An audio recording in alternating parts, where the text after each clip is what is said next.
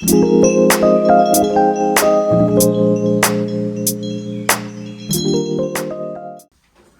가득하다라고 설명을 해요. 그러면 화자가 지금 너무너무 이 자연에서의 삶이 너무 좋구나라고 얘기를 하고 있고, 우리 아까 기녀시조랑 평민들이 쓴 사설시조까지 봤잖아요. 그러면 이 작품은 사대부가 쓴 작품에 해당이 돼. 그래서 여러분 사대부들은 자연이나 유교에 대해서 이야기를 많이 한다고 했으니까 어떻게 유교하고 여러분 자연을 얘기하는지 한번 살펴볼 거야. 자, 우선은 만행해선 선생님이랑 이렇게 규칙을 만듭시다. 자연에 대한 이야기가 나오면 여러분 우리 동그란 표시를 하고요. 그 다음에 속세에 대한 이야기가 나오면 세모 표시를 합시다. 자, 그리고 여러분 여기서 소박한 삶을 드러내주는 경우도 있는데요. 그런 소박한 삶에 대해서 이야기를 할 때는 네모 표시를 하면서 글을 한번 읽어볼게요. 자, 그리고 각 수마다 정서가 다 다르거든요. 그래서 여기서 각 수에서 나타나는 화자의 태도까지도 한번 살펴볼게. 그래서 여기 1수, 2수, 3수, 4수, 5수, 6수 이렇게 해서 내용 정리 한번 해보자.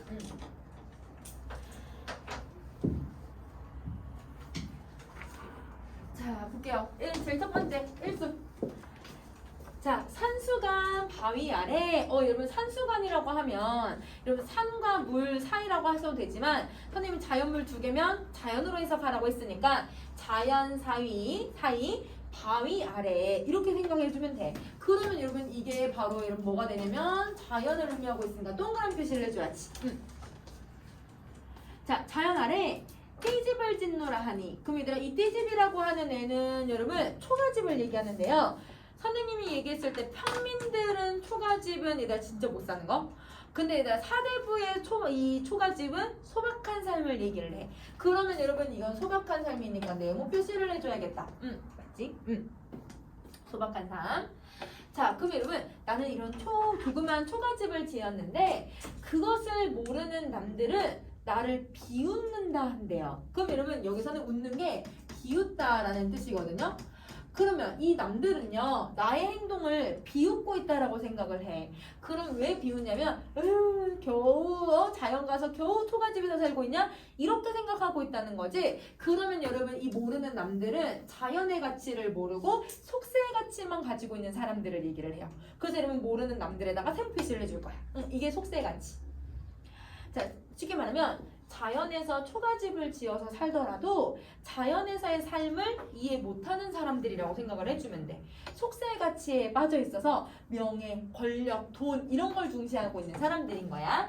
자, 어리고 혀암의 뜻은 일단 어리고가 무슨 뜻이에요?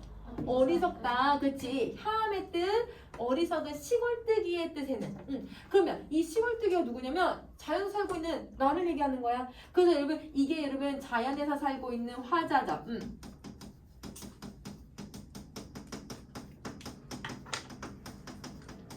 자, 이 뜻에는 내 분수구나 라고 생각을 한대요.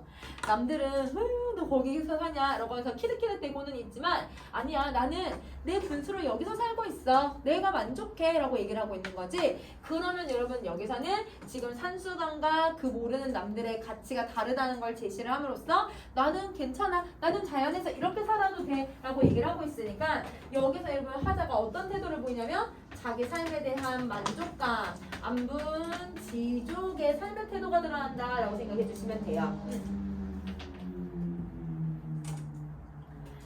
자, 그 다음에 여러분 우리 이제 두 번째 수를 갈게요. 보리밥 풋나물을 알맞게 먹은 후에, 얘들아 보리밥 풋나물은 얘들아 고기 반찬이 혹시 있니? 고기 반찬이 없으면 무조건 소박한 음식이야. 그래서 여러분 이거는 소박한 삶을 드러내주는 단어죠. 그러니까 네모 표시를 할게요. 소박한 삶. 자, 보리밥 풋나물을 알맞게 먹은 후에 바위금 물가에서 실까지가 아니라 실컷이야. 실컷 놀고 싶다. 그러면 여러분 바위금 물가가 그럼 자연을 의미하니까 동그란 표시를 해줘야 되는 거지. 나는 소박하게 음식 먹고 나 자연에서 늘 놀아야지 이렇게 막 즐기고 있는 거예요. 그 남아있는 연함은 일이야. 이러면 연함다라는 뜻이 다른 일을 얘기를 해요. 자연 그 외의 일들은 내가 부러워할 줄 있겠는가? 내가 부러워하지 않겠다. 이걸 얘기를 해. 그러면 남아있는 일들은 자연에서의 남아있는 일이라는 건 자연 이외의 일들을 얘기하는 거니까 이게 바로 속세의 가치를 얘기하죠. 그래서 여러분 여기에 세모 표시를 해주시면 돼요. 그 남은 연함은 일의 세모 표시. 자, 여러분 무슨 표현법을 사용을 하고 있냐면 나는 이거 욕심 안 부릴 거야. 그 남아있는 다른 일들은 나 부러워하지 않을 거야. 이렇게 얘기를 해놓고 있는데 질문을 던지고 있거든. 서리법을 사용을 해서 자신이 얘들아 욕심 없이 살아갈 것을 욕심 없이 살 것을 다짐하고 있다라고 생각을 하시면 돼요. 그러면 나는 조금 가난해도 만족하네? 가난해도 좀 괜찮네? 그러면 여러분 여기서는 무슨 태도가 나타나냐면 안빈 낙도가 들어간다고 생각하시면 돼요. 가난한 걸 욕심 부리면서 살고 싶지 않아. 그러면 이제 얘들아 우리 욕심을 부리지 않는다라고 하는 걸 고전에서는 뭐라고 하냐면 무욕이라고 하거든요. 욕심이 없다라는 뜻이어서 이런 무욕의 모습을 가지고 있다라고도 생각을 해주시면 돼요. 자, 그러면 얘는 이렇게 정리하시고 그 다음 것도 한번 봐보자. 자, 3수. 잠들고 혼자 앉아 먼 산을 바라보니 화자가 지금 뭐라고 하냐면 술 한 잔 먹으면서 멀리 있는 산을 보고 있대. 이 산이 그러면 자연이죠. 그러면 자연 동그라미 표시할게요. 산. 자, 그리너님이 오다 반가움이 이만하랴. 이러면 자, 고전 시가에서 중간에 이렇게 오다라고 하는 평서형이 들어가면 평서형 그대로 해석하는 게 아니라 우리 뭐라고 해석하기로 했었냐면 온다 하더라도 그치 역접으로 해석을 해줘야 돼. 이걸 해석을 잘해야 이거 의미 찾아낼 수 있어. 얘가 온다 하더라도 그러면 그리워하는 사람 내가 사랑하는 사람이 온다고 하더라도 나는 얘들아 산이 그게 더 반갑대. 그럼 무슨 말을 하고 있냐면 내가 지금 산을 바라보고 있어요. 자, 화자가 여러분 이렇게 술 한 잔 들고 이렇게 마시면서 보고 있는데 이게 얘들아 산을 보는 이 반가움이 이 즐거움이 내가 사랑하는 여러분 님이 왔어. 이거보다 훨씬 더 좋대. 그럼 여러분 지금 뭘 하고 있냐면 자연하고 사랑하는 사람을 비교를 해버리고 있는데요. 그러면 여기서는 비교법을 사용을 하고 있고요. 자, 이 반감이 이만하겠니? 라고 질문을 했는데 근데 사실 나오잖아. 얘는 이게 더 즐거워 라고 답이 정해져 있으니까 질문했지만 답이 정해졌기 때문에 서리법. 그래서 비교와 서리법을 쓰고 있다. 자, 말씀도 웃음도 안 해줘도 나는 못내 너무 좋아하더라. 자, 얘들아 이 산은요 나에게 이렇게 웃어주지도 않아요. 응? 이 산은요 나한테 왔니? 라고 해서 말도 해주지 않아. 그런데도 나는 얘가 너무 좋대. 자, 이 말의 의미는 우리 이제 친구, 제일 친한 친구를 한번 생각을 해보시면요. 여러분 제일 친한 친구랑 얘들아 그냥 30분, 1시간 아무 말 안 하고 그냥 같이 옆에 있어도 안 어색하지 않니? 나 진짜 어색한 사람, 좀 약간 애매하게 친한 사람은 다음에 뭘 하고 얘기를 해야 되나? 그 다음에 뭘 얘기해야 돼? 막 이렇게 되는데 그게 아니라 아무 말 안 하고 1시간 동안 얘들아 30분 동안 있어도 괜찮은 사람. 그러면 선생님도 친구 이제 몇 안 되지만 여러분 선생님 이제 그 친구는 이제 선생님이 초등학교 5학년 때부터 만났으니까 20년이 넘었구나. 거의 20년 넘은 친구가 있는데요. 이 친구랑 연락이 잘 안 돼요. 왜냐면 얘는 유치원 선생님이야. 선생님은 학원을 하고 있잖아. 완전 사이클이 정반대. 얘는 아침 새벽부터 움직여서 얘들아 일찍 저녁에 잠을 자야 되고 선생님은 저녁부터 활동을 해서 밤늦게까지 하고 있으니까 얘랑 만날 시간이 안 돼. 만나더라도 얘가 거의 2, 3년에 한 번씩은 지금 만나거든. 그러니까 얘랑 진짜 그냥 연락은 자주 하는데 근데 연락해도 바로바로 즉답을 할 수 있는 게 아니고 시간대가 너무 달라요. 근데 얘 제일 친한 친구랑 만나면 진짜 한 번 만나잖아?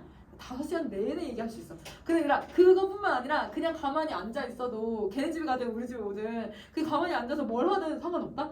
왜냐면 어색하지 않아.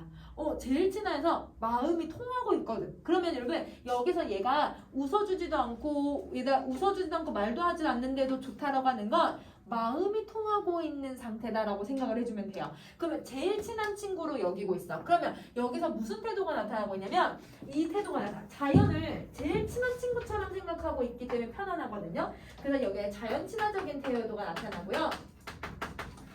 자, 그리고 이 대상을 나랑 비슷하다라고 생각하니까 마음이 통하는 거잖아. 그러니까 무라일체 사상도 여기에서 들어가. 그래서 이 자연과 내가 하나가 됐다라고 생각을 해. 혹은 자연에 내가 몰입되어 있는 상태다. 몰입을 하고 있는 상태니까 걔가 무슨 마음을 갖고 있는지 아는 거지. 그러면 이거를 우리는 한자성어로 뭐라고 얘기를 하냐면 마음과 마음이 통한다. 이심, 전심, 한자성어로 이렇게 표현할 수 있고요. 여러분 한자성어에서 이심전심이랑 똑같은 말이 무슨 뜻을 또 가지고 있냐면 염화미소라고 하는 한자성어도 있어요. 그래서 혹시 모르니까 그냥 선생님 다 써놓을게요. 염화미소 이게 무슨 뜻이냐면 부처님 미소라는 뜻인데 부처님이 신이니까 딱 보면 내가 뭐 하는지 다 알잖아. 부처님의 그 인자한 미소가 이심전심이라는 뜻이거든요. 그래서 요런 의미를 가지고 있다라고 생각해 주시면 돼요. 자, 그러면 여러분 여기서는 자연에 대한 이야기를 좀 더 두드러지게 하고만 있어. 자, 그럼 이제 사수를 가자. 누군가가 얘가 도곤이 혹시 무슨 뜻이었는지 혹시 기억나니? 보다. 그치? 삼공보다 낫다 하더니 만승이 이만하겠니? 그럼 얘들아 지금 주어가 좀 하나 빠져 있는데요. 뭐가 뭐보다 낫다라고 표현을 하고 있냐면 자연이 삼공보다 괜찮대. 자, 근데 삼공보다 얘들아 만승이 좀 더 중요한데요. 이러면 자, 삼공은 영의정, 좌의정, 우의정, 관직을 얘기하는 거고 만승은 임금님이 타는 수레야. 임금님을 얘기를 해. 그럼 임금님이 더 높아요? 아니면 정승이 더 높아요? 임금님. 그렇지. 그래서 여러분 자연보다 여러분 만승이 조금 덜 좋고 만승보다 여러분 삼공이 조금 덜 좋고 궁극적으로는 자연이 너무 좋다. 이렇게 비교를 해버리는 거야. 그러면 여러분 이 첫 번째 줄에서는 비교법을 사용을 하고요. 비교법만 사용하는 게 아니라 이만하겠니? 라고 질문을 던지고 있는데 답이 정해져 있잖아. 자연이 너무 좋다. 그럼 답이 정해졌으니까 서리법을 사용을 하고 있네요. 자, 그러면 표본 하나 더 찾을 거야. 이러면 삼공이라는 건 진짜 내가 영의정, 좌의정, 우의정을 얘기한다기보단 그런 권력, 세속적인 가치 이런 걸 얘기하는 거고 만승은 임금님이 타는 수레라는 뜻인데 임금님을 얘기한다기보단 임금님처럼 관직이 높은 사람 이런 뜻이거든요. 그럼 둘 다 관직이 높거나 아니면 세속적인 가치를 여러분 그 특성을 드러내고 있는 일부를 가지고서 표현을 해. 일부를 가지고 전체를 표현하는 방식을 쓰고 있으니까 이걸 대유법이라고 하죠. 자, 그러면 여러분 삼공 만승은 세속적인 가치를 그러면 표현하는 여러분 대유법을 쓰고 있으니까 얘는 그러면 세모 표시를 해줘야겠다. 두 개다. 두 개에다가 세모 표시를 해줄게. 삼공하고 만승. 근데 얘들아 여기서 임금님보다 자연이 좋다는 건 진짜 임금님을 싫어한다는 게 아니라 임금님에 대한 임금님 같은 아주 높은 자리 권력 이런 걸 상징하는 거지 임금님을 비하하는 건 아니야. 그래서 여러분 간혹 이제 선택지에 임금님에 대한 부정적인 인식이 들어가면 절대 안 돼. 임금님 부정은 틀린 거 아니다. 임금님을 부정하는 표현은 아니다. 임금님을 부정하는 건 아니다. 만약에 선택지에 임금님을 비판하는 내용만 나온다? 그럼 이거 무조건 틀린 말이야. 자, 그 다음에 이제 와서 그러니까 해다 생각해봤더니 소부어유가 너무 야같더라. 자, 여러분 소부어유라고 하는 사람들은 여러분 고사를 인용해주고 있는 건데요. 자, 여기서 고사를 인용해서 어떤 효과를 갖고 있는지 한번 봐보자.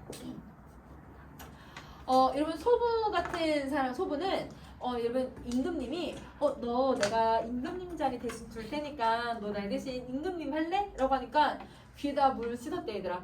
물에다가 이렇게 귀를 씻어버렸대. 그 말은 내가 관직에 나아가고 싶지 않은 모습. 허유도 소부가 귀 씻은 그 물을 보고서 아 여기다가 내 소를 물 먹일 수 없다라고 해서 이 소를 다른 데 상류층으로 올라갔대요. 그럼 이 말은 이 두 사람이 그 정도로 얘들아 권력을 싫어했고 자연을 너무 좋아했다 이런 뜻이거든. 이 사람들은 자연에서 은거한 사람들을 얘기를 해요. 그럼 자 이렇게 은거한 이 사람들은 어떤 모습을 가지고 있냐면 자연이 너무 좋다라고 하는 화자의 입장이랑 어때요? 똑같아요. 그럼 여러분 고사를 인용한 이유는 화자의 정서를 여러분 좀 더 객관적으로 보여줄 수 있게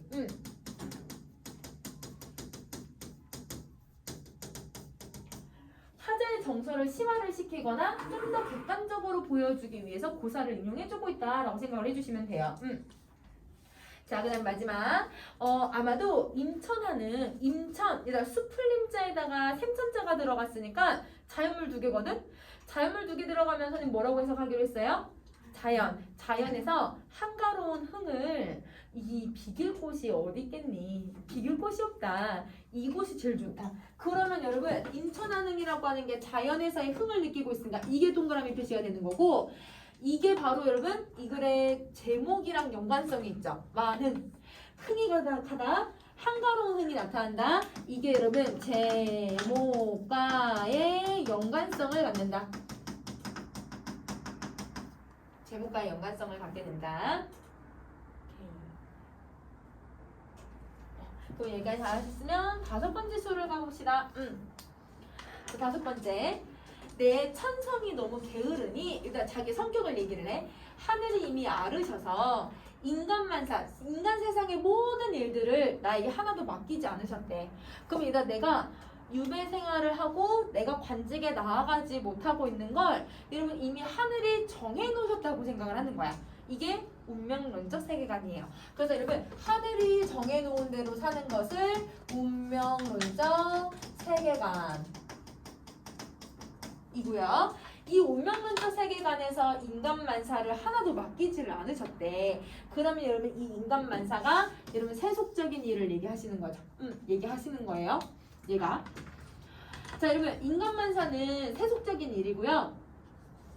이 일을 맡기지 않았다는 건 자기가 유배 생활을 오고 있다는 걸 간접적으로 보여주기도 해. 그래서 여러분 이 작품은 이 윤선도가 유배지에 와서 쓴 작품이기 때문에 자기가 얘들아 관직에 나아가지 못하는 걸 이렇게 빗대고 있거든. 이건 이제 보기를 통해서 주는 거니까 여기다 선생님이 얘들아 유배지에 와 있는 처지라고 하나 더 써줄게. 유배지에 와 있는 처지를 보여준다. 자, 다만 다툴 사람이 없는 강산을 지키라고 나에게 말씀해 주셨구나. 그래서 여러분 하늘이 나에게 싸울 일이 없이 강산을 지키라고 하는데 그럼 강산은 자연이니까 동그라미 표시하고 다툰다는 건 여러분 이런 권력의 다툼 돈 때문에 다투고 얘들아 뭔가 세속적인 가치가 있으면 이거 갖고 싸우잖아. 그치? 그래서 여러분 다툴 리도 세속적인 가치를 얘기를 해요. 자 그러면 여러분 강산을 지켰다는 건 여러분 유배지에 와 있다는 걸 뜻하는 거네 이것도. 그래서 여러분 이것도 유배지에 와 있는 처지를 보여주고 있다. 이렇게 정리해주면 될 것 같아. 자 이제 육수 가자. 강산이 좋다 한들 얘들아 자연이 좋다고 한들 내 분수로 얻었겠니? 얘들아 여기서 얘들아 누웠다라는 건 정말 얘들아 누웠다는 게 아니라 얻었다 이런 뜻이에요. 자 강산이 좋다 한들 내 분수를 얻었겠니? 임금의 은혜를 이제 더 알 것만 같다. 그러면 여러분 내가 자연이 너무 좋은 건 이건 임금님이 만들어준 거라고 생각해. 그러면 여러분 이 임금님의 은혜를 우리는 역구는이라고 해요. 역구는 임금님의 은혜를 역구는 아무리 갖고자 해도 나는 이거를 해올 일이 없다. 해줄 수 있는 일이 없다. 자 얘들아 왜 해줄 수 있는 일이 없어? 유배지에 와 있으니까. 이것도 얘들아 해올 일이 없다는 것도 유배지에 와 있기 때문에 나타나는 현상이다 라고 생각을 해주시면 돼요. 자 그러면 선생님이랑 요거 한번 보자. 자 사수, 오수, 육수 한번 정리 한번 해볼게요. 자 여러분 지금 여기서 사수는 어떤 여러분 지금 화자의 태도가 두드러지게 나타나냐면 와 자연 너무 좋다. 이 임천왕홍은 어디에 비길 곳도 없어. 이렇게 얘기를 하고 있어서 여러분 자기의 이 한가로운 정서, 임천왕흥이라고 하는 이 자연의 정서를 그대로 정리해 주시고 그 다음에 하나 더 자연에서의 자부심. 자연에서 내가 이 정도는 살 수 있다. 내가 자연에서는 이거 비길 수가 없어. 그에 대한 자부심을 드러낸다. 자, 오수 같은 경우는 여러분 뭐라고 했냐면 나는 자연에서 자연을 지키면서 살 거야. 근데 여러분 자연에서 얘들아 귀라는 건 자연에 돌아오다. 자연에 돌아와 사는 자연의 귀에 대한 즐거움. 이걸 드러내고요. 자, 그 다음 마지막 임금님에 대한 은혜를 얘기하잖아요. 그래서 마지막은 역군음이에요. 역군음. 자, 근데 여러분 얘를 조금 정리를 해보면 1수부터 5수까지는 사실 자연에 대한 이야기만 하거든.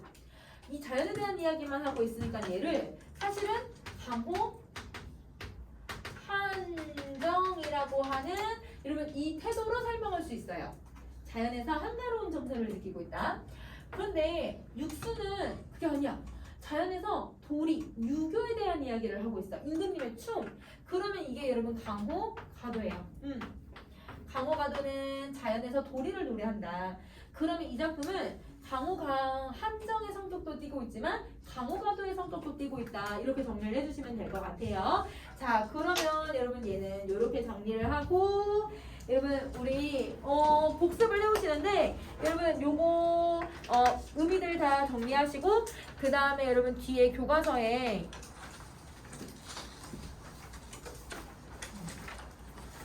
뒤에 교사님 교과서를 넣었는데 이렇게 작품 끝나면 뒤에 설명들이 좀 나오잖아요. 그러니까 이거 학교에서 선생님들이 설명해 주시는 선생님도 계시고 아닐 수도 있는데 요거 한번 읽으면서 다시 한번 내용 정리 한번 해보시고 그 다음에 선생님이랑 정리한 것도 여러분 다시 한번 복습 한번 해보시고 그래야 여러분 개인별 시간에 여러분 정리할 거 뚜두두두 할 수 있어요. 알겠죠? 오케이. 그럼 오늘은 여기까지 할까요?